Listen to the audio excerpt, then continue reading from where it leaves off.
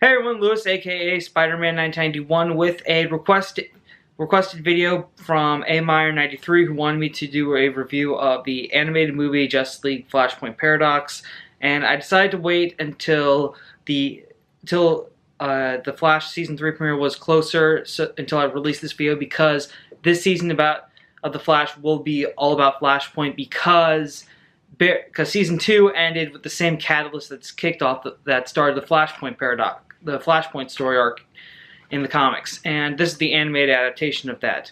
Alright, so basically the overall plot is the same thing as the original story arc. Barry Allen goes back in time to save his mom, and in doing so changing just one thing causes a whole new timeline due to ripple effects.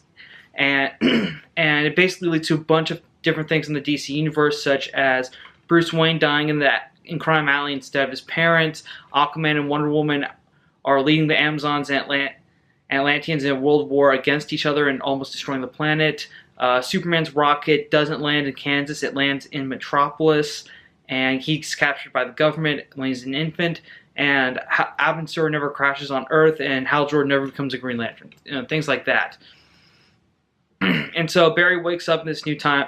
Barry basically wakes up. He has he remembers everything, but he doesn't have his powers in this timeline. So he ends up talking to the Batman of this world, who is, spoiler alert, Thomas Wayne, and basically convinces him to help him get his powers back, so he can pretty much find Professor Zoom and get full access to the Speed Force, so he can go back and stop himself from changing the future.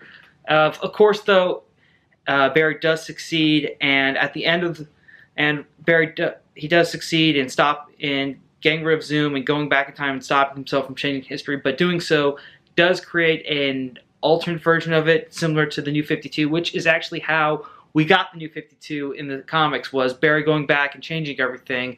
And also, apparently, the entity known as Pandora helped Barry merge the timelines from the Wildstorm and Vertigo universes to create the New 52 timeline. So, and of course, because of Rebirth, we now know differently. It's obviously Dr. Manhattan. But back to the main point. The movie, pretty much, it's a straightforward adaptation of the core miniseries with some allusions to all the other things in the world, such as, oh yeah, Shazam, I forgot to mention, is not just Billy Batson. It's 5 kids, kind of like Captain Planet, which is funny. But overall, I would say that the movie does do a good job sticking to the main source material. I think, and the animation style in the movie does look a bit like anime, to be honest, at times. And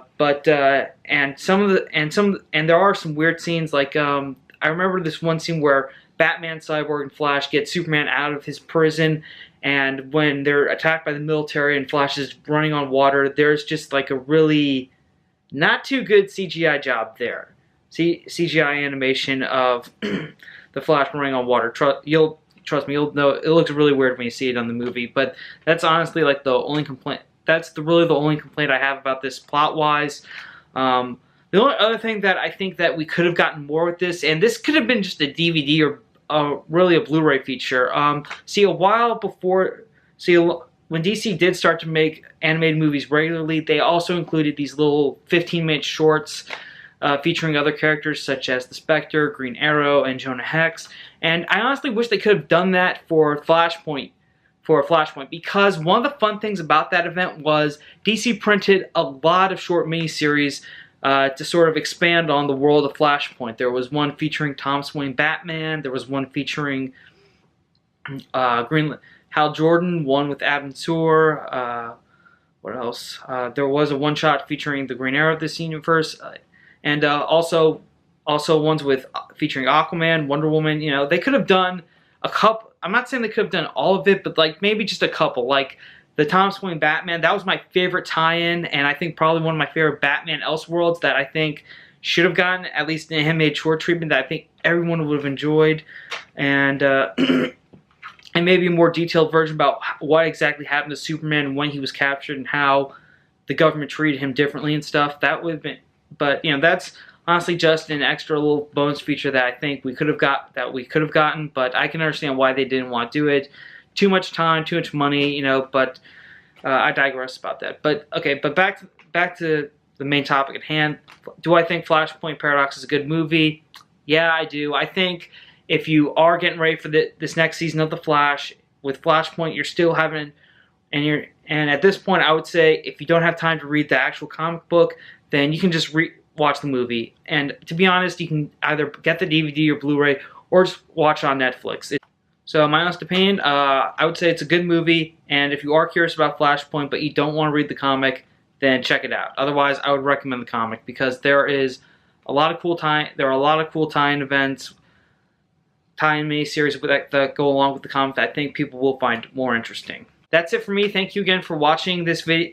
If you guys have any more requests, what I should do for video topics, let me know in the comments below.